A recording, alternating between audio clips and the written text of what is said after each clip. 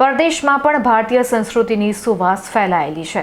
કેનેડામાં રહેતી 5 વર્ષની આશ્રિયા પરીખે ગૌરી વ્રતની ભક્તિભાવપૂર્વક ઉજવણી કરી।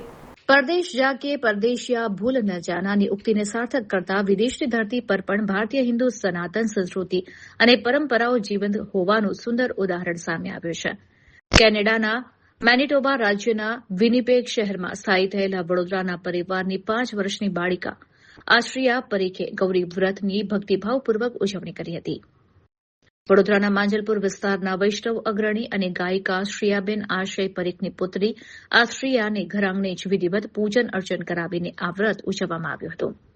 નિત્ય લીલાસ્થ પરમ પૂજ્ય વ્રજેશકુમાર મહારાજશ્રી, અંબાજી પૂજ્ય ડોક્ટર વાગીશકુમાર મહારાજશ્રી, વંદનીય બહુજી તેમજ લાદનશ્રીઓ પૂજ્ય વિદાંતકુમાર મહોદય અને સિદ્ધાંતકુમાર મહોદયના શુભ આશીર્વાદ સાથે પરિવારે આ ધાર્મિક પ્રસંગ મનાવ્યો હતો।